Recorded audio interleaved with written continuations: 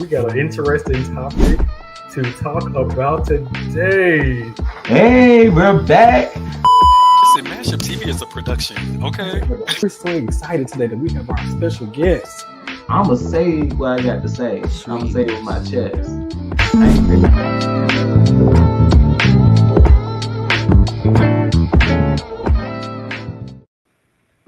Hey, welcome. Guys, we live. We live. We live. We live. Period. Happy Monday, brother. Happy Monday. Happy Monday. How you feeling? I feel good. You know, I have from last week. I have determined to destigmatize Mondays, and so you know, although it was a busy Monday, it was a productive Monday, and it was a great week, and so I'm feeling good. That's wonderful. I had a slightly busy Monday. I did some work, but I also took a very long afternoon nap, and I'm so grateful for it. God is good. God is good. We thank God for the naps, because we here at MashUp believe in rest as resistance, and so I'm glad you took your nap. Okay. Yes, rest as resistance, because we are not made to work. You know, like I am not on this earth just to be working my life away. We have to live and enjoy life. So that's gonna be a whole nother topic. We got to say that for a topic, because that's actually really important. Okay. It super is. But we are here. We are back. We got a great Monday. Now listen, before we get into the show, because we have exciting guests, Jerry, we've been busy. Okay. We have been busy. We just came off doing the African Street Festival here in Nashville, and that was a great time. Oh my God, Jared, what did you think about the African Street Festival? This is our first year actually having a table. Tell me about it. It was. Oh my gosh, I had a good time. So, you know, for anybody who doesn't know about the African Street Festival, this is a festival that happens in North Nashville in Hadley Park.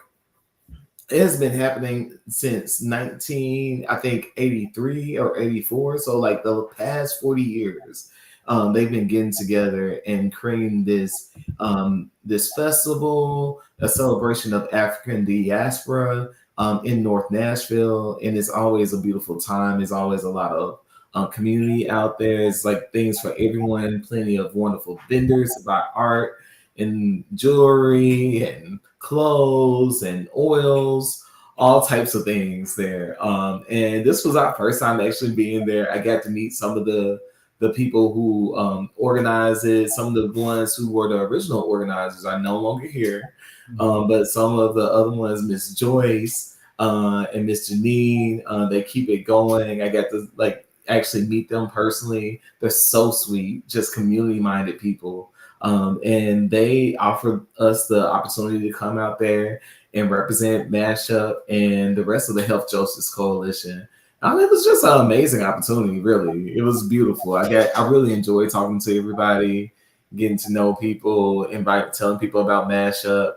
It was amazing. How was your experience? I enjoyed it. You know, that sun was out, but you know, it was a few clouds that came on out and helped the sun go down just a little bit.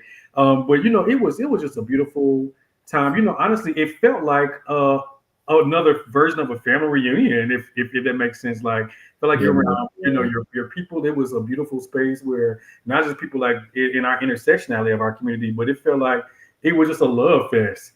And I thought it was really beautiful. I loved how we had the tent at our station for people to, you know, kind of get out of the sun and kind of just chill and relax. And I actually saw people take advantage of that. And so like I thought that was just really just a beautiful space and time. And so yeah. And you know, we were the Health Justice Coalition people were out there with us, but we were just with them in Charlotte just a few days ago. We were. So we've been busy. How did you enjoy your first State of Black Health experience? It was amazing. It was really good. You know what? It was because we get to go to a couple of these conferences. It was the first time that we got to present at one. And it was, I mean, for one thing, it's always amazing to talk with other community people who are really doing their best to try to move the needle forward for Black people, for the health of Black folks. And it was one of the things that was really inspiring was that there was like a general sense of hope and like just people wanting, like figuring out different ways to get the work done. And the reason why I say that is because, you know, we are in this space where it's like a lot of seemingly bad things happening every day. There, like every like time we go out like that, like or thing that got cut from the government is shutting down some type of program, is talking about cutting off HIV funding, all types of things. Like every day, it's hard to keep up with. But to be in this room with like all these people, black people who weren't black, and you know, who were figuring out ways to like, hey, we have resources we are still going to provide for our people, and we are reimagining what it looks like to provide for our people without the help of the federal government, which I think is just so beautiful because, like, you know, it wasn't just a whole bunch of people crying, which, you know, like I feel like, you know, that's not helpful. So it was beautiful. I was excited about that. Let me tell you something. A conference that's put on bios for us is just something that's just different. When you kick off with a DJ that's playing some jams, and we just come in with joy and celebrating before we even get into the meat of, you know, workshops and presentations. It was just so beautiful. I was so proud of us, you know, for presenting, you know, having our own session. Our room was packed. Okay, the people was in there, and they seemed to really enjoy, you know, what we're doing here with the Mindful Mastery Transformation Program. And so, like, honestly, it felt like it felt like some type of achievement that, you know, just made me really proud to continue to be a part of this great mashup movement. So yeah. Well, listen, we know y'all know, some of y'all know we got a special guest coming in, so we ain't even gonna hold y'all because we got a celebrity in the waiting room waiting to come on out. And so, you know, y'all know the Nashville Black Pride is coming up October the 10th through the 12th. So y'all make sure y'all, you know, mark it on your calendars and come on out because we're gonna blink our eye and it's going to be here. And what we're excited to talk about today is we have the curator of one of the highlight events. It's something that has never happened before. It is going to be the first time this is happening. An event is going to happen on Friday, October the 11th at the Lulu Lounge called the Continuum. I ain't even going to get into it because we got the curator of this amazing event that we're going to bring in. So, Jared, I want you to go ahead and just introduce our special guest and bring our friend on in the chat. Okay, so our special guest today, her name is Delanyo Mensah. She is a queer African change maker, social media manager of senior manager of social justice and advocacy at the YWCA Nashville in Middle Tennessee, and the visionary behind the Continuum Party. Delanyo's work spans advocacy, creativity, and healing, designing initiatives that advance equity, nurture youth leadership, and build spaces for Black queer voices to thrive. Through Continuum and other projects, they are weaving together justice, community, and joy, and we are thrilled to have them here. Come on, Delanyo, let's join us on the live today. Hey! Celebrity was crazy. You're giggling like That's how I see it. I've seen all these promos that you're putting out. I'm like, that's just giving celebrity vibes, okay? I mean, the Continuum news, the Conti news has been given. The Conti news has been given. I'm a fan. I'm a fan. That's all I'm saying, okay? Well, let's get into it. Jerry, I'll get us kicked off. Jerry got the good intro going, but you know, we want you to expound and let the people know who you are. So let's just, for those who don't know, just describe yourself, describe your work, your journey. Who are you? Well, the bio that you read was great. I don't know where you got that, but I liked what was said. On LinkedIn. Oh, that was for LinkedIn period that I ate. Yes, I am a self-described queer African change maker. My life values are creativity, community, and connection to self, others, and the divine within us all. I do work at YWCA as my day job, where I put on webinars about social justice topics ranging from spirituality and social justice to the power of art and representation. I'm putting on Continuum, but I also do so many other creative projects. I am a writer, a visual artist. As you can see in the background, I made that collage. And just a Renaissance woman, a vibe connoisseur, a bad bitch. Yeah, that's me. Period. Period. I love it. We're glad to have it. Jerry, wait, come on, kick us off. What you got for our friend? You know, I so you know, this is a lot of fun because you know I love Delanyo, and like this is just like my little sister in real life. So here's the thing, you know, and like before we get into this, like I wanted to like tell a little bit about a story about how I met Delanyo. So I met Delanyo probably about 2-3 years ago, and she was an intern for Black Mental Health Village. And she was working with them, helping them do some events. And you know, this lady emails me, this young girl emails me and is like, "Hey, we want to do some things and like let's like get coffee and so we could like talk about stuff." I was like, "All right, cool, sounds great." I mean, there's no need for us to actually meet in person, but sure, I would love to meet you in person and talk about you know whatever we're doing together. And I just remember like going to meet Delanyo at this cute little coffee shop that I had never heard of. And I was like, oh, okay. She has good taste. Met me at this coffee shop. And like she was like really cute, had her little cut. I was like, oh, I like her style. And like by the end of the time that we met, she was like, oh, we're gonna be friends. And I was like,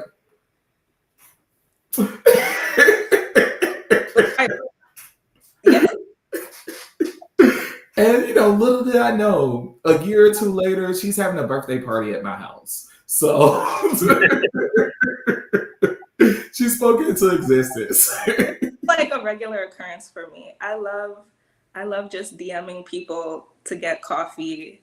Literally right before I joined, last week I DM'd the founder of Raw Honey, which is like a big New York queer party, and she just DM'd me back, and now we're gonna have a coffee chat this week. I love it.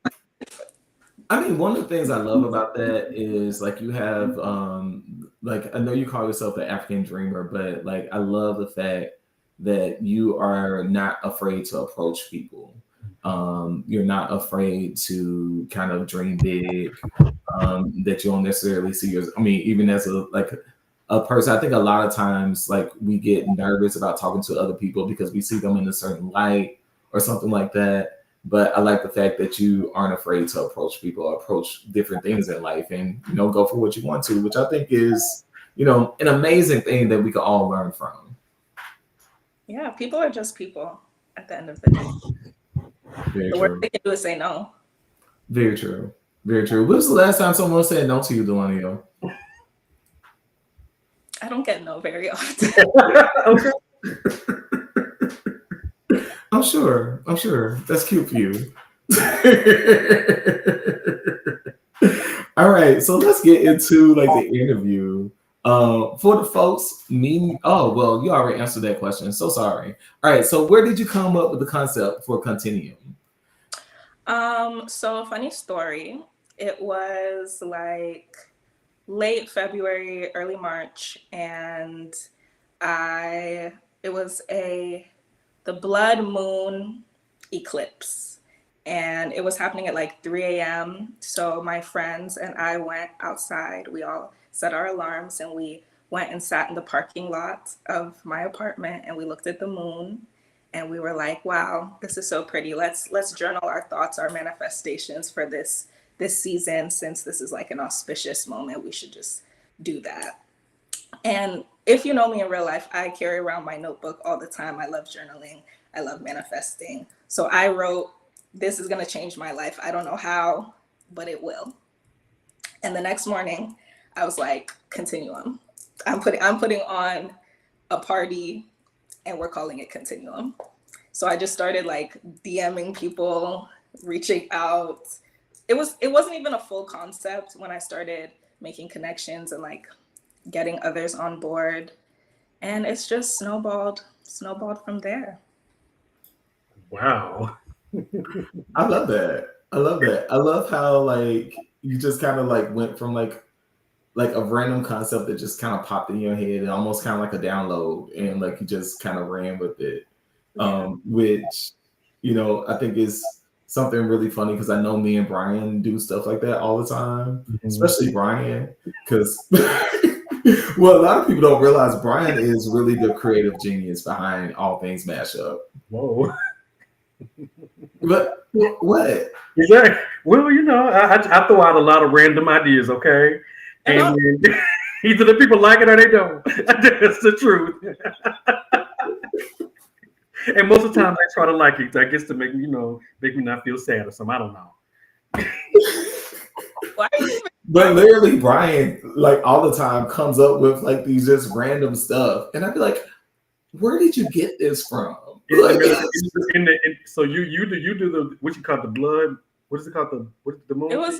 It was just a moon. Something happening with the moon that day. It's a blood moon. Like I remember this. I remember like doing like a very similar thing around the blood moon and like having like a manifesting like ritual. It's a very common thing. You know, Brian's not really into astrology and all that.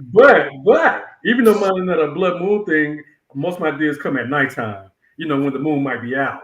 So in the middle of the night, things just keep it's sometimes hard for me to even sleep. And I just have to write them down, and then we'll have it come out, and Jerry be like, "Yeah, I know," and then we'll go from there. But he's, you know, I appreciate that, brother. I mean, you know, most of the time it's not no, Brian. It's just like you just need to massage it, you know. Like, but you know, just like Continuum, like you had an idea and then you had to develop it, right? Yes. Yeah.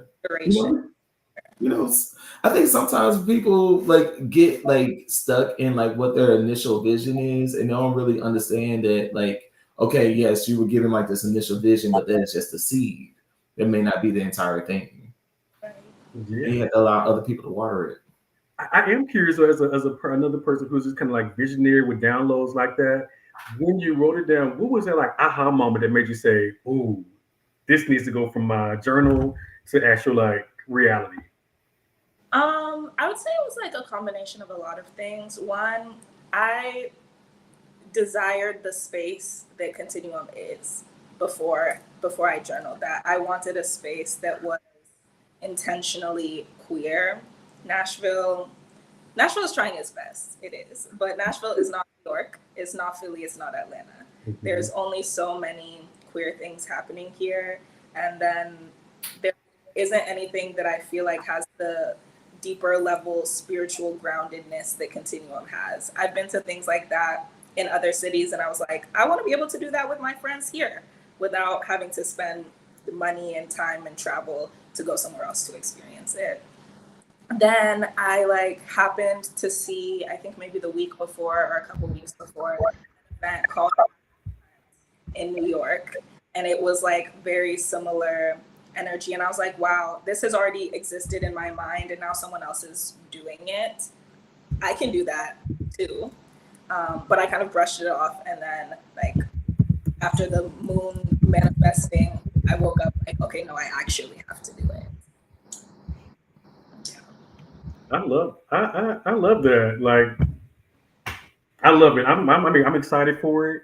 I've been trying to figure out like what is my outfit supposed to be, you know, because I read the description and it started talking about, you know, describing as spiritually grounded, you know, of course, celebration for Black queer. And when I read it, I'm like, what do I wear? A choir robe? Do I wear some booty shorts? I don't know, like what to wear. So like, sweaty, sexy, and sacred.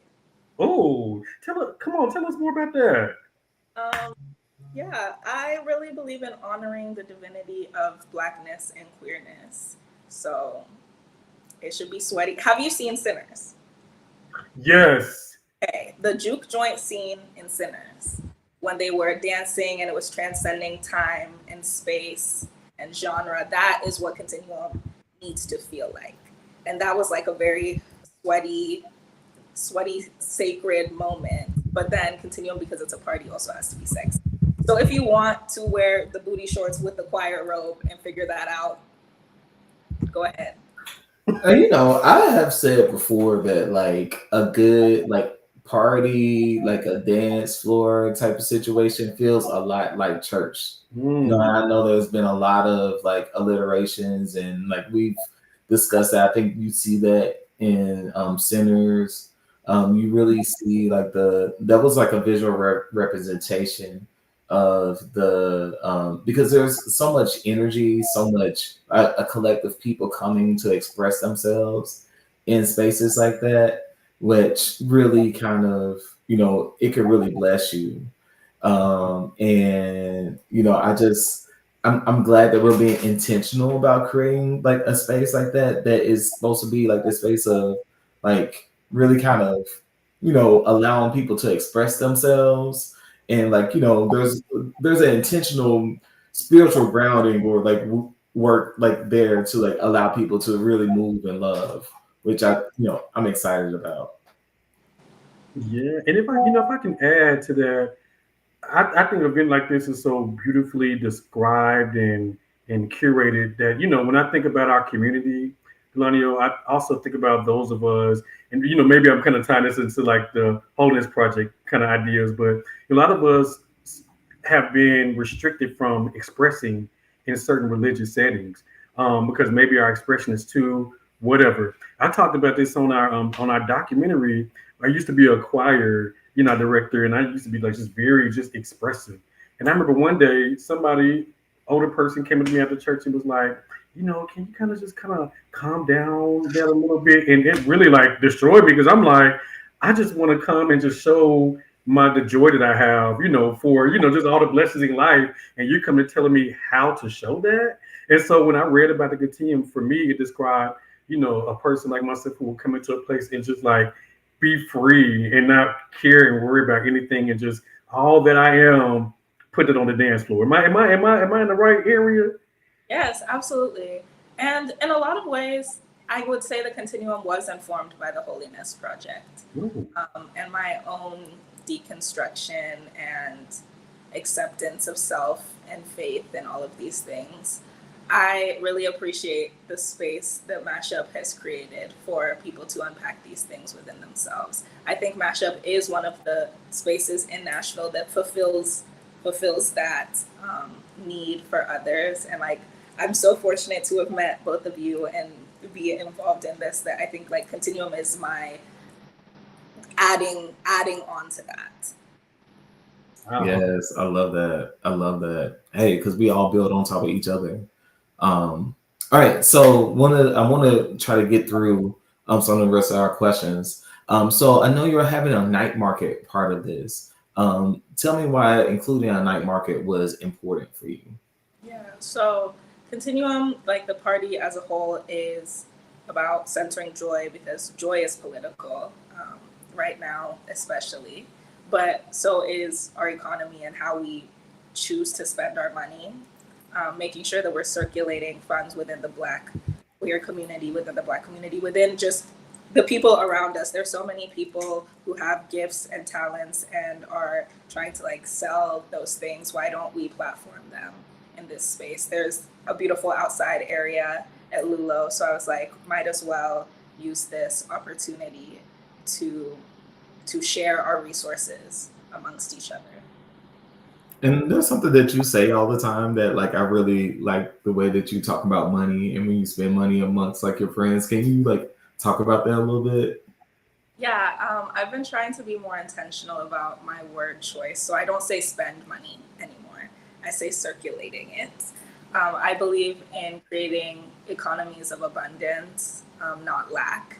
So if I'm purchasing something, I believe that I'm pouring into whoever created the thing, and it's adding value to my life. And as I'm doing that, that money is going to come back to me in some other form. It may come back multiplied even, but if not, I contributed to someone's life and I got something out of it that added value to mine. So it's a circular situation happening. I love that.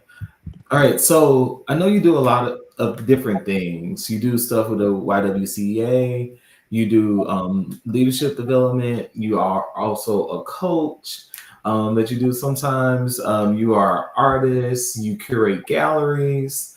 How does Continuum connect with your larger vision of transformation?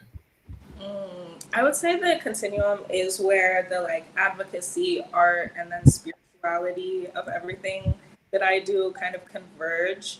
I keep saying continuum is not a party, it's a portal. It's a portal for joy, for healing, and for liberation. So I think it really combines my life values of creativity, community, and connection into a tangible event. I love that. The way you use words just be having me so caught up. I'm like, yes. This would take me a moment to respond because I'm like, ooh, a portal of joy. Write that down and don't let nobody steal that, okay? I need to trademark it. There you go. So this is, as we mentioned earlier, this is the very first time that you are going to be doing the continuum. What is your idea, if you've thought about it, your plans for like how to continue the continuum beyond this event? Yeah. One, I don't like to make concrete plans because life is ever evolving. But I do see continuum growing into some sort of tradition and some sort of movement that is sweaty, sexy, sacred, and life-giving. It could evolve into something larger.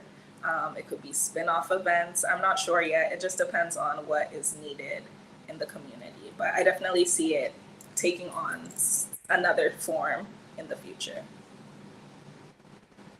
I love this. Okay. I love this. I'm so excited.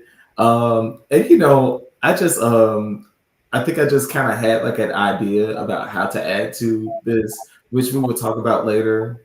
Like and stuff. I just had an epiphany even while we were sitting here. Like it just, sometimes it happens. And this is one of the things I love about.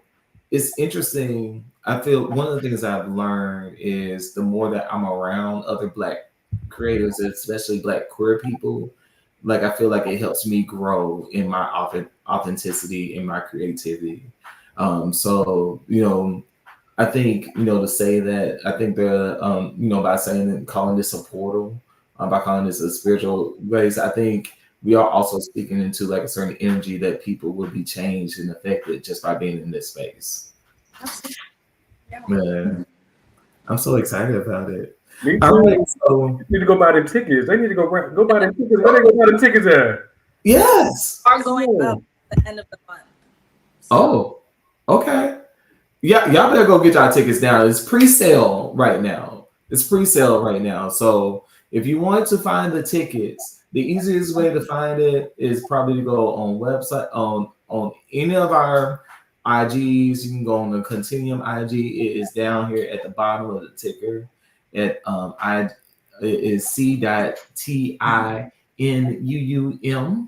Or you could go on MashUp's website. I believe we have a link to the Eventbrite. You can find it through there. We will be sending out emails for it. Y'all please go buy those tickets. And then y'all be complaining about them being high at the door, but it's the last minute. Yeah. Yes. Is there anything else that you want to say about either your work, the continuum, you want to share with the people? I mean, follow the Instagram account for more Cunty news updates, for the lookbook, other things like that. Follow me at Delanyo the Changemaker. Come to Continuum. Tell your friends, tell your auntie, tell your weed man, whoever. That's all I have to say. Tell your weed man. All right. Jay, we got some church announcements for the people before we get up out of here. Yeah, we got a couple of church announcements. So really excited about Nashville Black Pride is happening. That entire week is going to be a lot of fun. So also on October the 7th, that is the Tuesday, we're bringing back the Mindful MashUp Healing Circle. So if you know anybody who's dealing with any addictive behaviors, that can be, you're trying to stop smoking tobacco, you're trying to stop hookah, you're trying to stop, having sex with people every, 2 hours. Maybe you just, I don't know. You could be addicted to anything. You could be addicted to buying Lululemon on eBay. I don't know. Whatever it is that you are using as a dopamine hit that you can't like stop yourself from doing. If you need help, it's a free therapy healing circle, judgment-free zone. You can talk about your addictive behavior. You don't have to, but we are here to like work through the issues and work through it together. It'll be led by a licensed therapist, Ashley Shelley. And you can come there if you need additional counseling resources. We can help you get that too. We have great partnerships with several other nonprofits that can help get you those one-on-one counseling sessions. So please hit us up. Come to the Healing Circle on that first Tuesday. Then that Thursday, same day, same spot at the MashUp headquarters, we're going to kick off Nashville Black Pride with a little house party with our friends with PO. Just a light little happy hour, just bringing in the weekend. It's going to be here at the MashUp headquarters. So, look out for that announcement. It's going to be on social media. Then Friday is the official start of Nashville Black Pride. There's going to be the legacy dinner that's happening at Whitehall, which is like right over off of Gallatin Road. So we'll be there Friday night. There's an after party happening. There's probably going to be a house music after party happening at Whitehall that night. Then the Saturday, the vendor market, the day party is happening in the same place at Whitehall. Then Saturday night, where are we going? Continuum. I don't know about y'all, but that's probably going to be honestly, it's going to be the best thing that's happening during Nashville Black Pride, to be honest. So make sure you get your tickets, come to Continuum, because it's going to be sharp. It's going to be beautiful. I've already got my outfit together. I got my body glitter. It's going to be a thing. Y'all come out. Don't look slow. Bring your sexy, sacred outfits. It's going to be amazing. But we're going to be at Lulo Sound Room in Wedgwood, Houston that night for Continuum.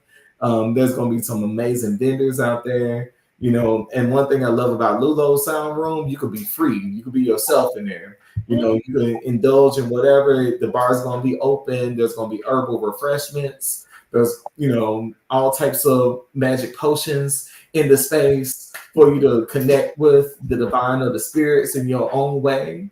So, come out and have a good time. And then that Saturday, we're going to be at Tribe doing a takeover with Player. So Player and Nashville Black Pride have connected this year, and we're going to be throwing a takeover at Tribe, which is going to be free.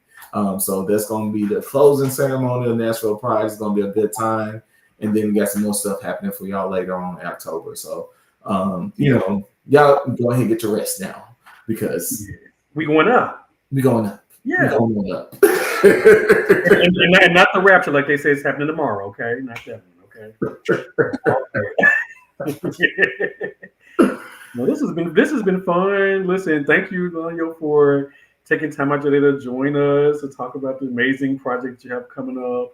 I know it's going to be awesome. Thank you all our MashUp family members for visiting us, and we hope that you have an amazing, wonderful, wonderful week. That's all right. Love y'all. Bye, y'all.